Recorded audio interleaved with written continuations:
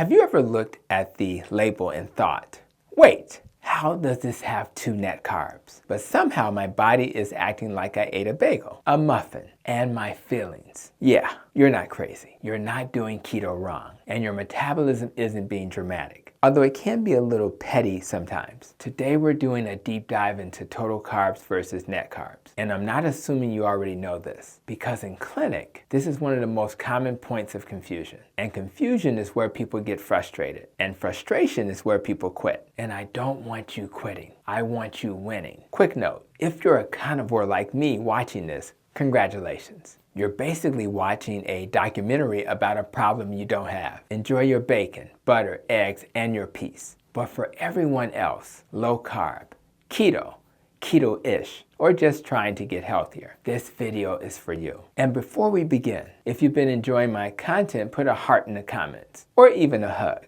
We all need a hug sometimes. So let's start clean. Total carbs equals everything listed under total carbohydrate on the nutrition label. That includes fiber, sugars, starches, and sugar alcohols. Net carbs equals the carbs that are supposed to impact blood sugar the most. The usual net carb equation is net carbs are equal to total carbs minus the fiber and some sugar alcohols. And that word some is where the drama begins, because food labels aren't lies, but they can be optimistic. Net carbs can be useful. They can also be misleading. And if you've ever stalled, had cravings return, or watched your blood sugar act suspicious, net carbs may be part of the story. Net carbs tend to work better when you're eating mostly whole foods. Think non-starchy vegetables, nuts and seeds in moderation, berries, plain dairy, real meat, eggs, seafood. If your carbs are coming from foods that don't require a chemistry degree to understand, net carbs are usually pretty reliable. But once you enter the world of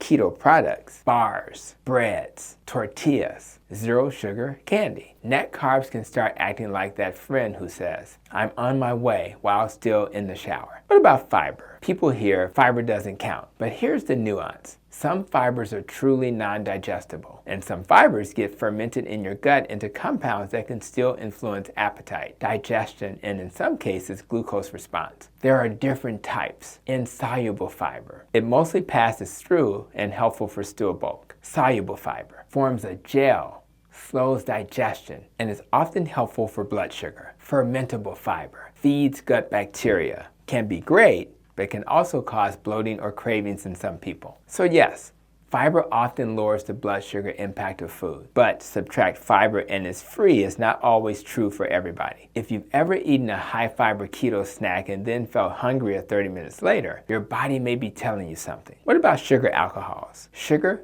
alcohols are where the net carb math gets spicy. Common sugar alcohols include erythritol, xylitol, maltitol, sorbitol, isomalt. Here's the key. They don't all behave the same. For example, erythritol often has minimum impact on blood sugar for many people because it's mostly absorbed and excreted, but it can still cause GI symptoms for some. And GI symptoms is a polite way of saying your intestines may file a complaint. Maltitol. This one is the classic trap. It can raise blood sugar significantly in many people. So a label can claim low net carbs, but your blood glucose meter may say, that was cute. Xylitol and sorbitol can affect blood sugar more than erythritol and commonly causes GI distress, especially in larger amounts. Bottom line, if the product is packed with sugar alcohols, your result may not match the label's promise. And let me say something important. If you're stalled, it's not always your willpower. Sometimes it's your ingredients. What about modified and resistant starches? You'll see ingredients like modified wheat starch, resistant tapioca starch, soluble corn fiber, IMO or isomaltosaccharides, inulin, chicory root fiber. These are often added to create a bread-like texture or sweet taste while lowering net carbs. Some of these ingredients truly resist digestion and don't raise glucose much in some people, but others may partially digest, raise glucose, increase hunger, or trigger cravings. Here's the clinical reality. 2 people can eat the same 2 net carb product. One stays in ketosis, feels great. The other stalls, bloats, cravings come roaring back, and they start side-eyeing their entire life. That's not failure, that's biology. Let's talk about the example I see constantly. Someone tells me, Doc,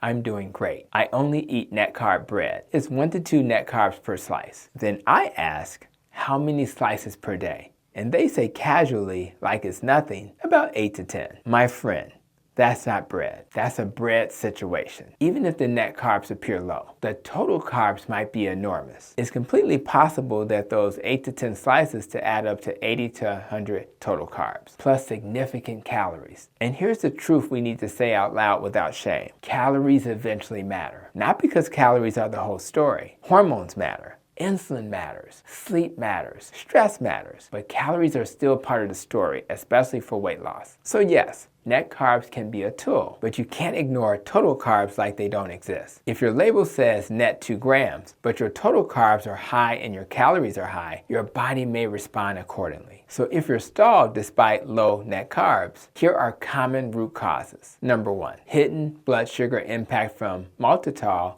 modified starches, or certain fibers. Number 2, overconsumption because it's keto, so portion sizes quietly grow. 3, cravings reactivated by sweet taste. Your brain remembers the old playlist. 4, calorie creep from processed keto foods, especially breads, bars, and desserts. 5, inflammation and water retention triggered by certain ingredients or gut irritation. So if you're stuck, don't just blame yourself. Investigate your inputs. That's not obsession, that's wisdom. And before I continue, and this is helping, hit like and subscribe, because I'm here to help you understand your body, not just follow rules. But here's my practical rule. Here's how I can coach this in real life. Step 1, start with net carbs if you're eating mostly whole foods. Net carbs can be a helpful, flexible approach. Step 2, if you stall for 2 to 4 weeks, switch to total carbs for a reset. Not forever, not as punishment, as a diagnostic tool, because total carbs remove the ambiguity. It's like turning your lights on in a messy room. You might not love what you see, but at least you can clean it up. Step 3, use data, not drama.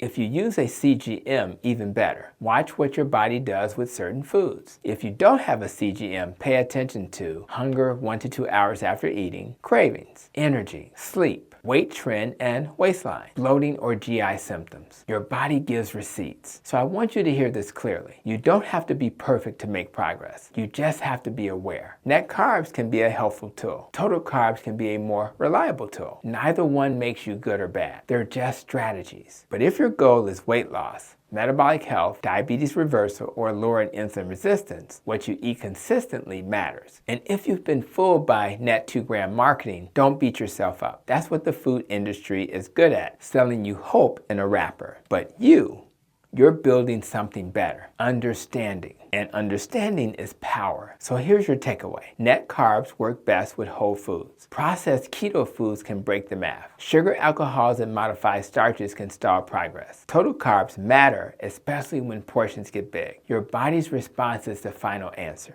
And if you're stalled, don't quit. Adjust, test, learn. Because this isn't about being perfect. This is about becoming the kind of person who understands what fuels them and what sabotages them. So as we wrap up, do me a favor. Drop a comment. Are you a net carbs person or a total carbs person? Or a depends on the day person? Thank you for coming to my video, and I'll see you in the next one.